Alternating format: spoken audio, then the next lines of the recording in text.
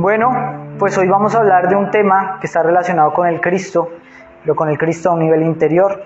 El tema del día de hoy se titula El yo de la traición. Hoy vamos a hablar de un aspecto de la psicología que está activo en todos nosotros.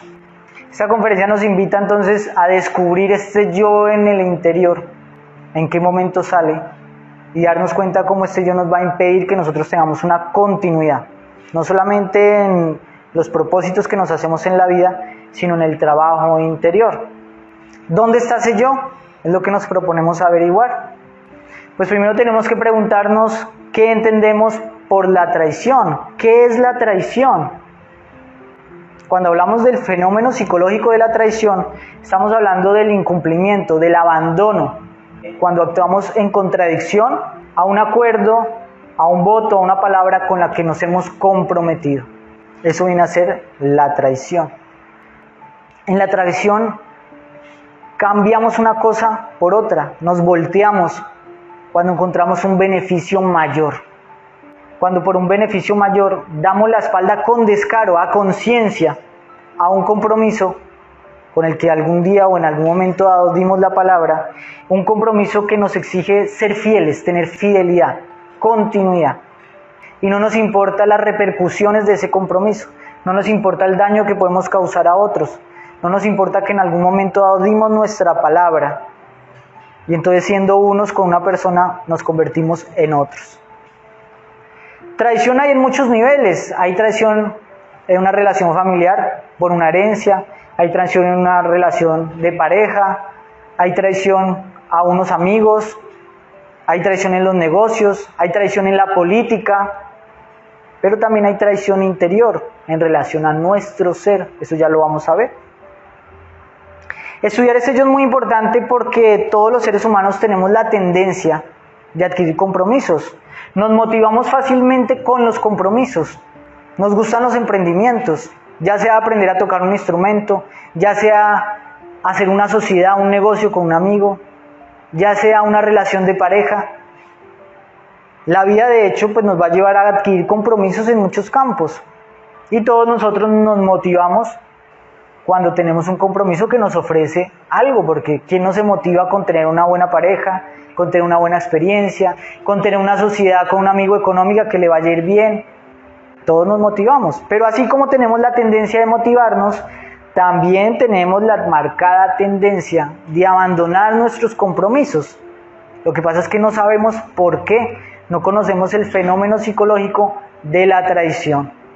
¿Por qué tendemos a abandonar a nuestra pareja cuando un día le dijimos que íbamos a dar cielo y tierra por ella? ¿Por qué tendemos a abandonar a nuestro socio?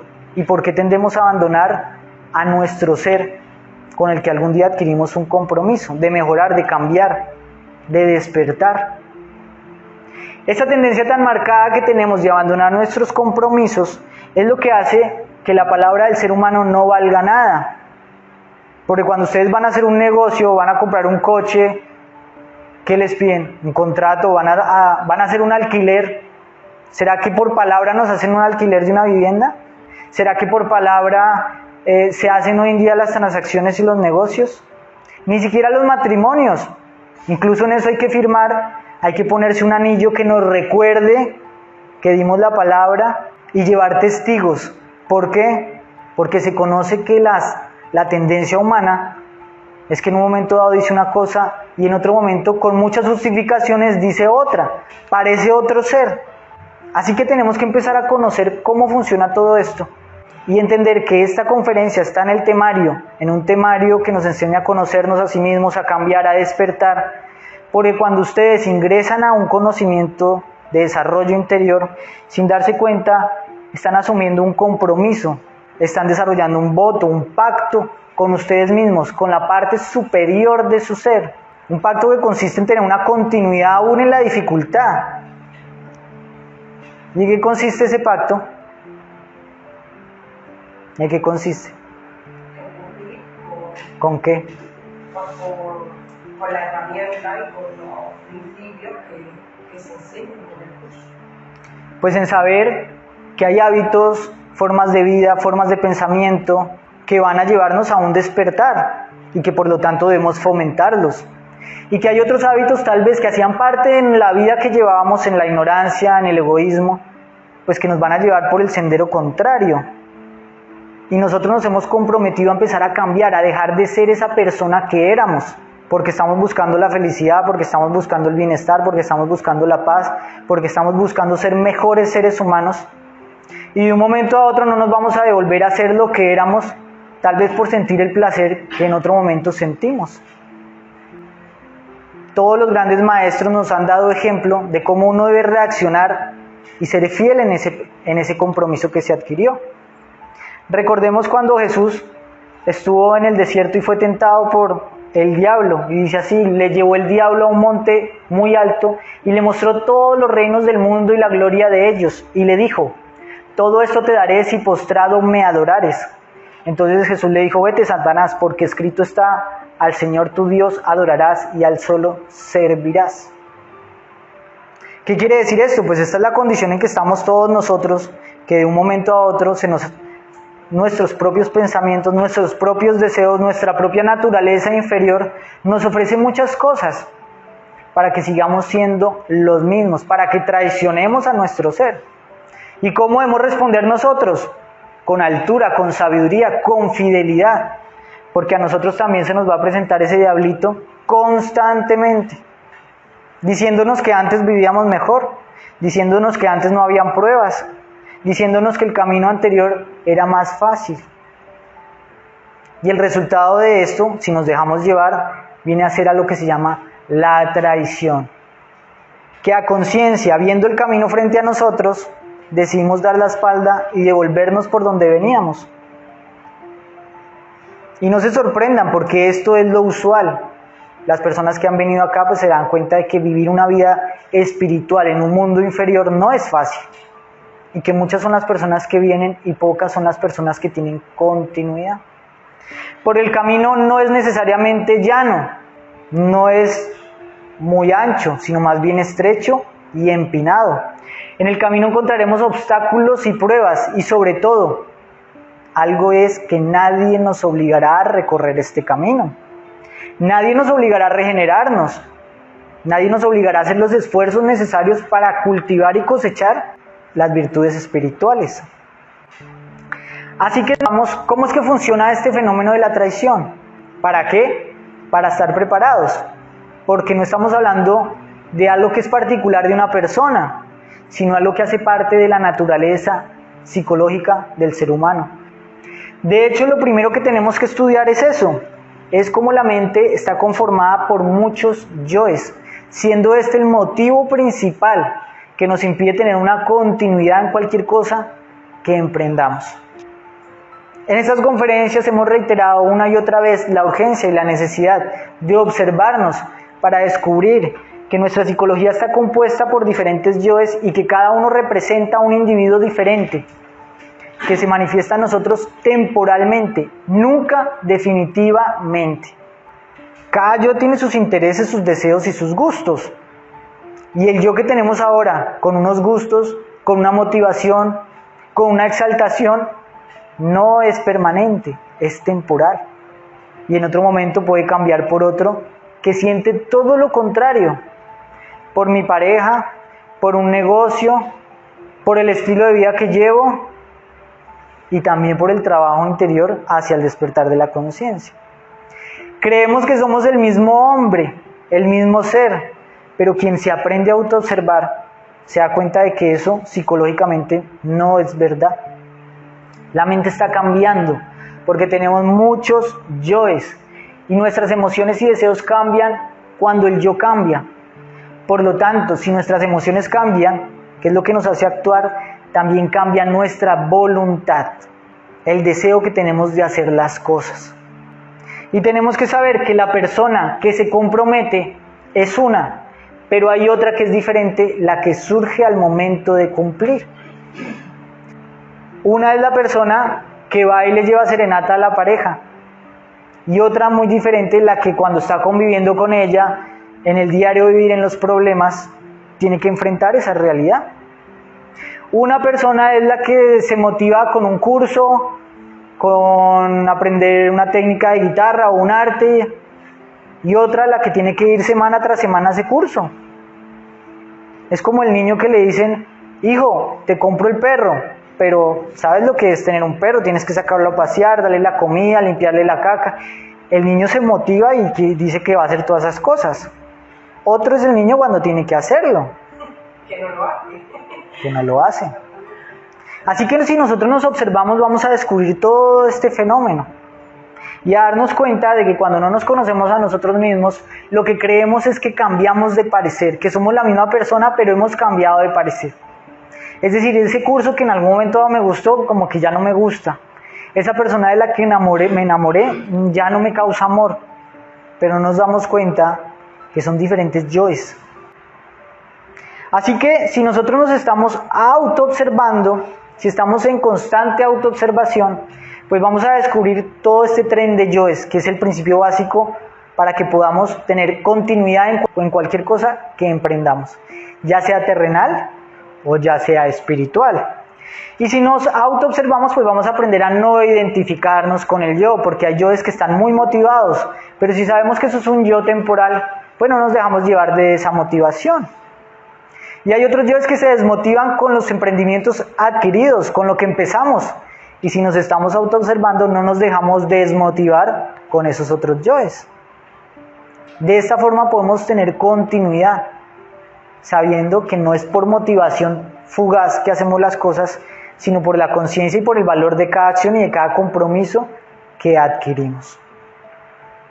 A la hora de observarnos, pues tenemos entonces también que descubrir que existen 3 yoes particulares en nuestro interior que nos van a llevar a eso que se llama la traición. Para explicar estos yoes, pues vamos a recurrir a lo que se llama la explicación del drama cósmico.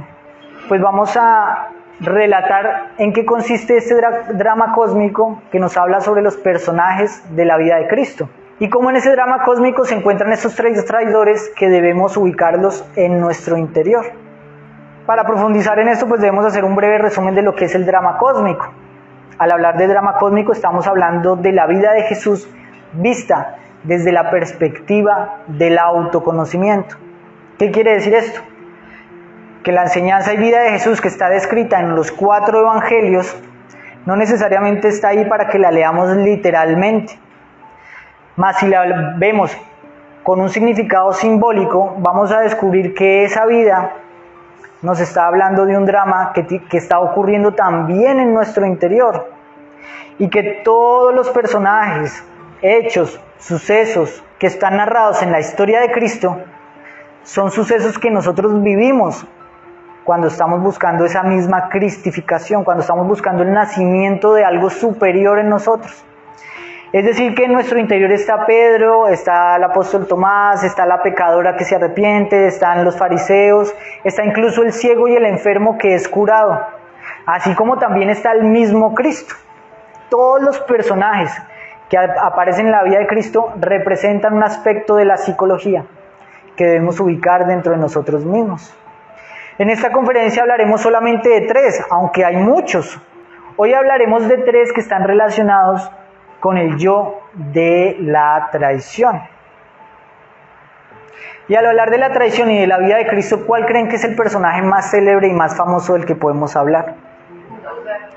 Pues lo han dicho ustedes, precisamente de Judas, uno de los discípulos más allegados al Maestro, uno de los 12 apóstoles, que supuestamente rindió fidelidad y que le traicionó por 30 monedas de plata.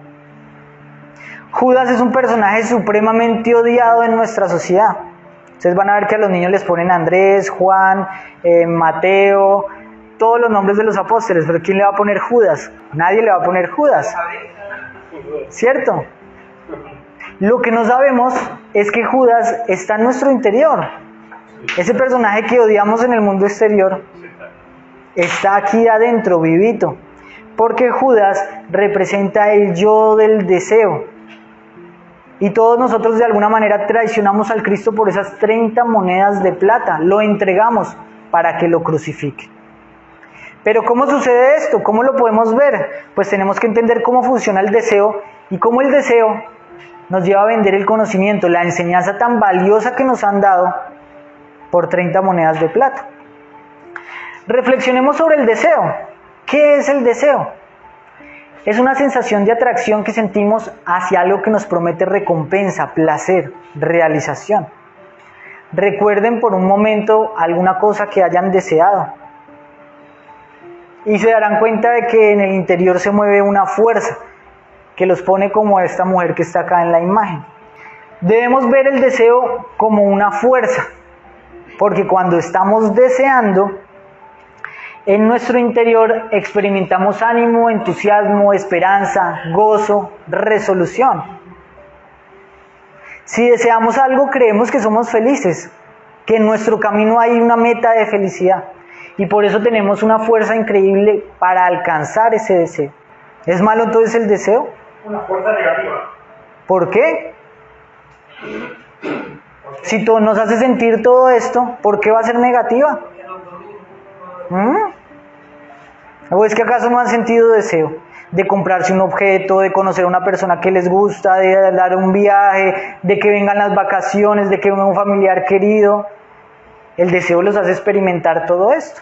¿El deseo con el bienestar de la persona o...? El deseo es una fuerza, pero observemos que cuando uno desea, tiene todo esto: ánimo, entusiasmo, esperanza, gozo, resolución.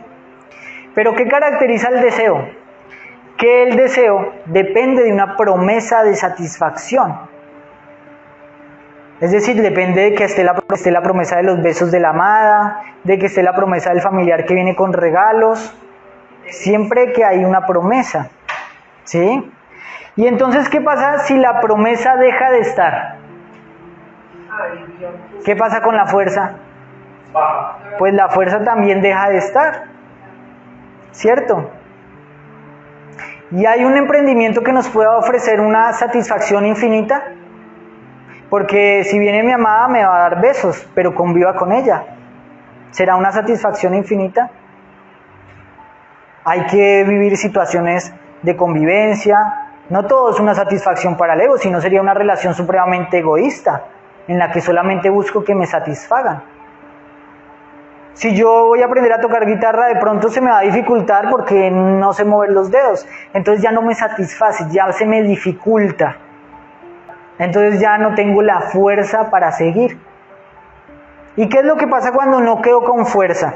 Ahí es cuando aparece la serpiente de la tentación, porque al desaparecer la promesa, nos volvemos susceptibles a abandonar nuestro emprendimiento por otras actividades más prometedoras.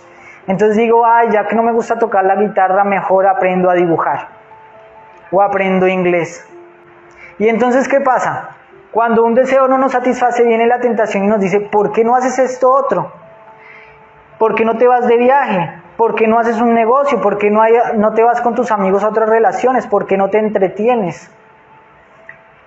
Y esto también pasa en el camino del conocimiento interior, porque el conocimiento interior no siempre es placentero.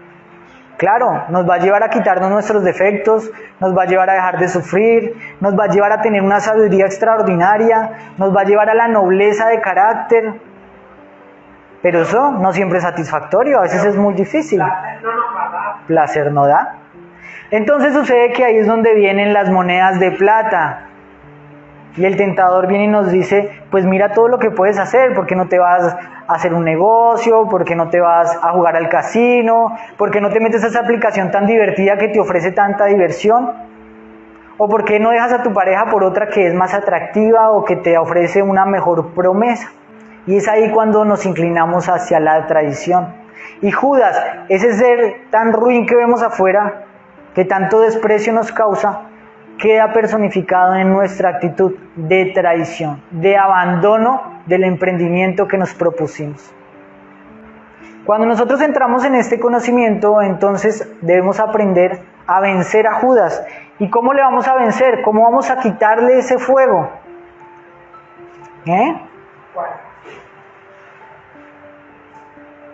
Tenemos que aprender que el deseo no es felicidad. Y tenemos que aprender a negar el deseo para robar la fuerza que hay en el deseo. porque toda nuestra fuerza está desperdigada en deseitos que nos causan satisfacción. Y esto lo conoce una persona que está realmente trabajando sobre sí misma.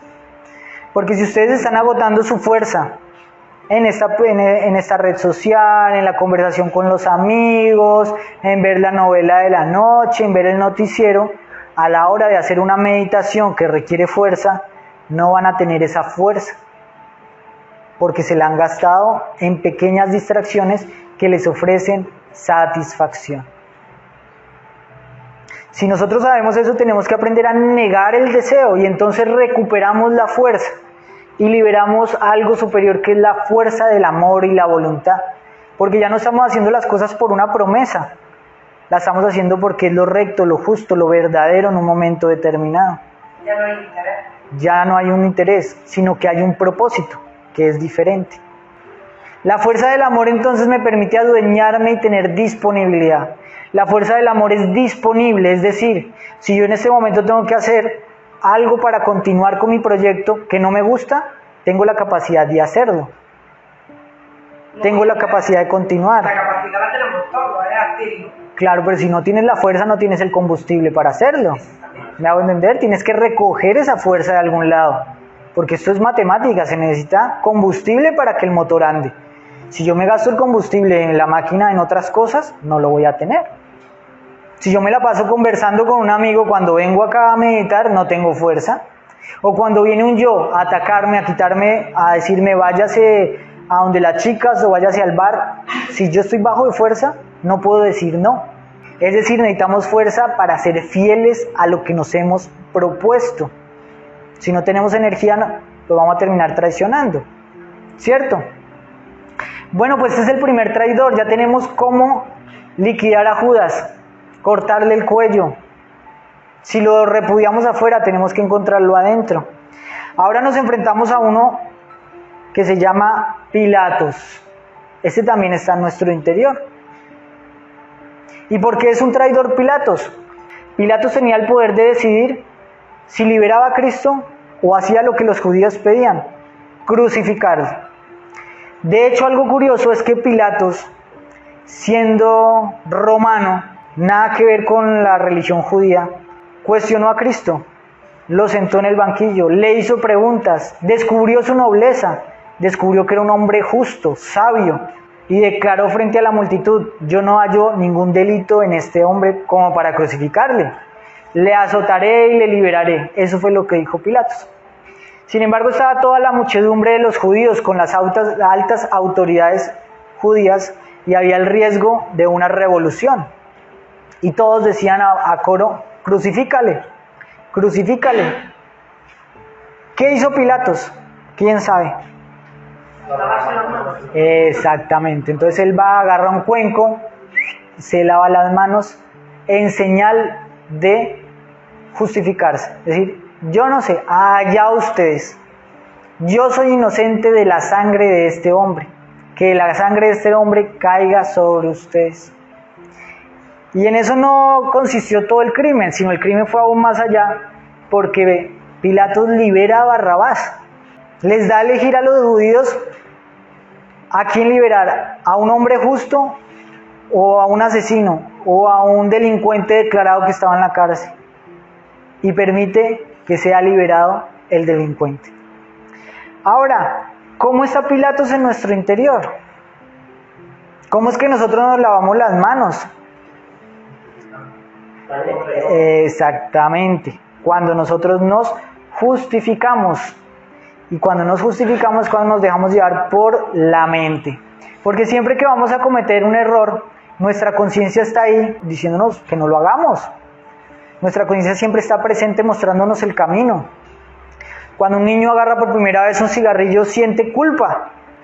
Cuando nosotros vamos a hacer una práctica del conocimiento interior y decimos: más tarde la hago, más bien veo una novela, algo nos dice: hey, haga la práctica. Y ese remordimiento en la conciencia lo callamos con la mente. Y decimos: pero no pasa nada que me duerma un rato, no pasa nada que mire una chica, si yo soy hombre también, eso es natural. No pasa nada que me tome unas copas con mis amigos. Y entonces En nuestra mente surgen todas las excusas que usamos para justificar errores y para no cambiar, apoyándonos en que otras personas son así. La mente culpa a otros, invierte los valores, calla la voz de la conciencia y nos hace ver el defecto que tenemos como una virtud. Y entonces, ¿qué hacemos? Crucificamos al Cristo. Pero no solo nos lavamos las manos y mandamos a la cruz a Cristo, sino que liberamos a Barrabás. ¿Qué quiere decir eso? Pues que el defecto que deberíamos llevar a la cruz, le decimos, tú ve tranquilo y haz lo que quieras. Lo dejamos que se alimente, que se engorde, que se robustezca. Cuando sentimos remordimiento, entonces decimos, pero es que todos lo hacen. Nos justificamos en los hábitos colectivos para evitar el reclamo de la voz interior. Y esto es gravísimo. ¿Por qué? Porque cuando nos acostumbramos a callar esa voz, llega un momento en que esa voz ya no habla. El chico que consume drogas por primera vez tal vez siente la voz de la conciencia, pero cuando ya ha consumido varias veces, esa voz ya no habla, ya es normal, ya no siente remordimiento. Lo mismo pasa con una persona asesina por primera vez, o ve pornografía por primera vez, o fuma por primera vez, o es infiel por primera vez. Cuando se acostumbra a ello, se normaliza en ello y entonces la conciencia ya no habla. Imagínense que perdemos a nuestro ángel de la guarda, la voz de nuestro ser interior que nos dice para nuestro bien lo que debemos evitar. Y al contrario, dejamos a Barrabás libre para que haga todas sus fechorías. La mente entonces libre nos dialogará y nos hará ver el camino como algo difícil, algo ridículo porque quedamos mal ante los demás, como algo frustrante, y entonces despertará sentimientos negativos en nosotros que nos hacen traicionar, que nos hacen ver más agradable la vida que llevábamos, más fructífera. Y eso nos lleva a sentir odio hacia el conocimiento interior, sentir incluso resentimiento hacia Dios. Y también la mente nos va a llevar a sentir miedos inexistentes, nos va a llevar a atemorizarnos con fantasmas. Y es aquí donde personificamos a otra figura de este drama cósmico, al apóstol Pedro. ¿Cuándo fue que el apóstol Pedro traicionó al Cristo? Cuando lo negó.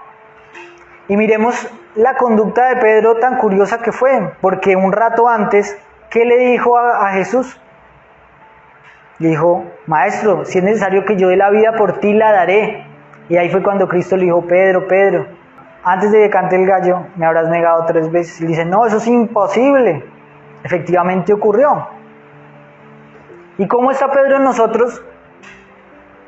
Pues con esa mente que todo el tiempo nos está hablando de miedos, de cosas que pueden pasar, que te puedes quedar solo, que qué va a pasar cuando seas mayor y no tengas pensión, que qué va a pasar si te dedicas a esto, qué van a decir los demás. Y así como se acobardó Pedro en el momento decisivo en el que debió dar fe por su maestro, así nosotros traicionaremos y daremos la espalda al Cristo. Pero afortunadamente ya sabemos esto y sabemos que somos soldados del ser, soldados de Cristo, soldados del sol. Y entonces empuñaremos nuestras armas y cuando salga la mente le cortaremos la cabeza, como Perseo con la medusa, para continuar.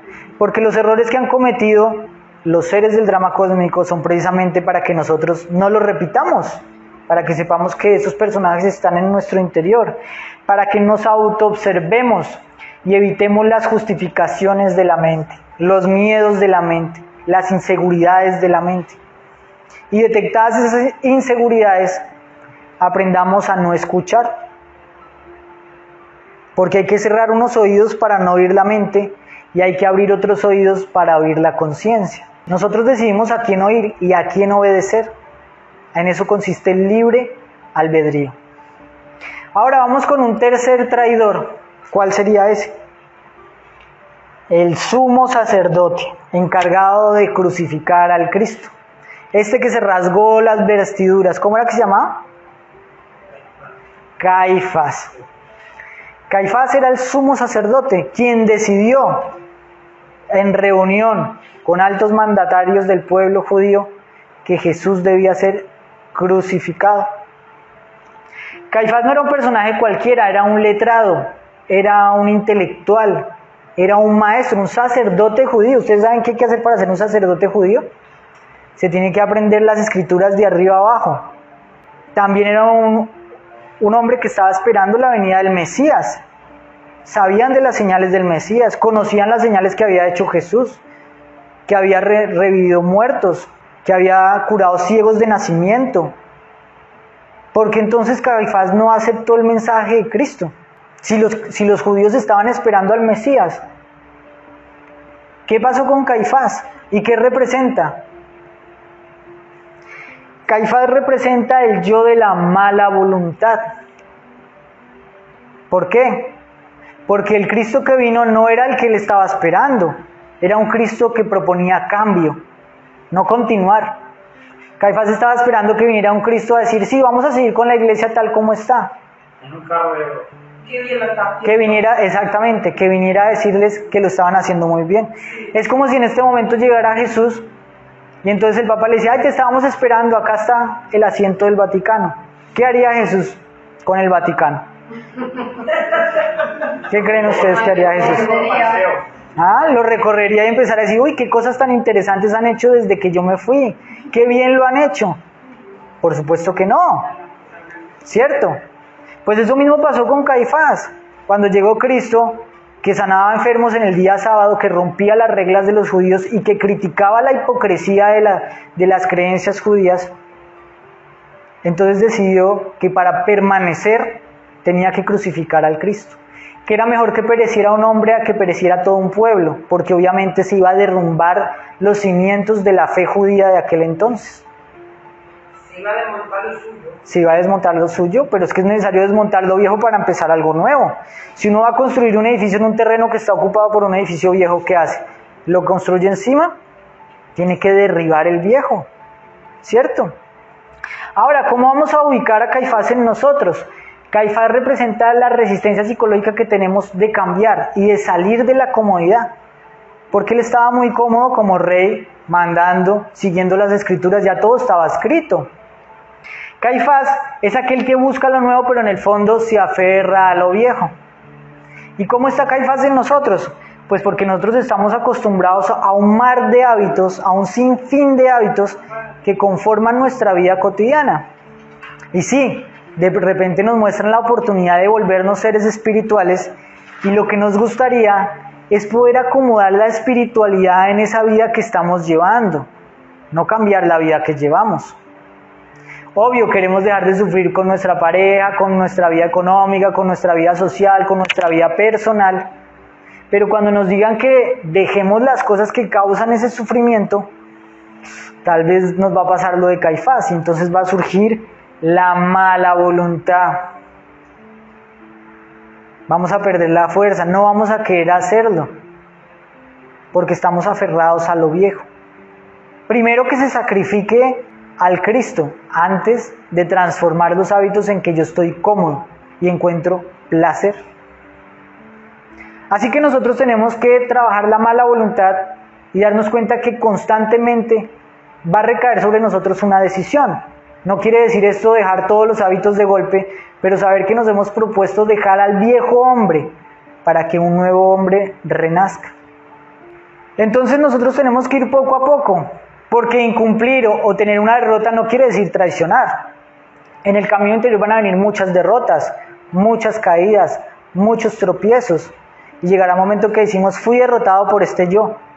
Pero he perdido la batalla, pero no la guerra. En eso radica la fe, no traicionar.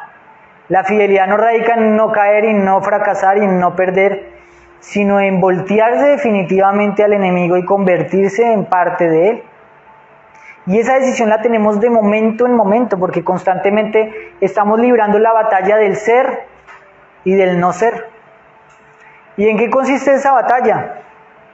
En que cada segundo, cada minuto, cada hora que nosotros ganamos para el ser, es una hora, un minuto, un segundo que le estamos entregando a nuestro Señor, a nuestra nueva vida, a edificar el nuevo ser que queremos edificar. Cada pequeña práctica, cada minuto que ustedes consideren pequeño o insignificante, que sumen a eso que es el ser, pues los va a llevar a un crecimiento y a tener cada vez más fuerza para lograr esa fidelidad. Por el contrario, cada acción de negligencia, aunque sea pequeña, pues nos lleva a tener menos fuerza para tener la capacidad de ser fieles y de llegar a ser los escogidos de ese gran rey. Porque recordemos que muchos son los llamados, pocos los escogidos. El rey ha llamado a sus filas a todos los soldados. Está en nosotros en prepararnos y tener la fuerza para mostrarle fidelidad en las pequeñas batallas. Porque de hecho, las pequeñas batallas son las más difíciles de ganar. Son las que subestimamos. Los pequeños momentos en que digo, ¿será que prendo esta red social antes de acostarme? ¿Será que me pongo a hablar chismes con este amigo? ¿Será que miro este video que no me va a servir para nada? Si yo puedo decir a eso no, le estoy entregando una batalla ganada a mi nuevo rey, a mi nuevo estilo de vida. Estoy adquiriendo y robando fuerza. Constantemente está ese desafío, ser o no ser. Y entonces uno tiene que hacerse esa pregunta, ¿esta acción que estoy haciendo, este pensamiento, me lleva al ser o me lleva al no ser?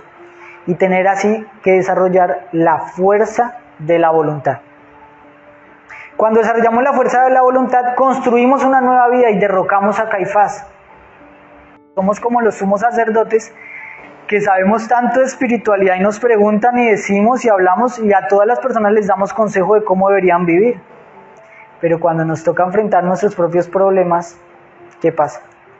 Más vale ser pescadores como los discípulos de Cristo, que eran ignorantes, pescadores, pero que actuaban en concordancia a la sabiduría y que fueron los que establecieron el nuevo pacto de la nueva alianza con Cristo. ¿Cierto? Así que están esos tres traidores y está la mente que oscila, que cambia, que ahora dice sí y más tarde dice no. Cuando nosotros empezamos a trabajar sobre esto, entonces vamos en un viaje continuado, superando batallas, superando dificultades, hacia nuestra liberación. Cada uno lleve el ritmo que quiera, pero no miren para atrás, sino miren siempre para adelante. Si cae uno en una batalla, levántese y agarre otra vez las armas y siga para adelante. Pero nunca se entregue al enemigo a vivir como vivía antes. Porque teniendo el conocimiento que tenemos para vivir como podemos vivir, pues no debemos volver para atrás, ni mirar para atrás. Tiene más delito. Tiene más delito, y por eso también decía Cristo que aquel que tomando el arado y mira hacia atrás, ¿qué pasa? No es digno del reino de los cielos. Nosotros tenemos que mirar para adelante, para el trabajo que tenemos por delante. ¿Qué preguntas quedan? ¿Qué dudas?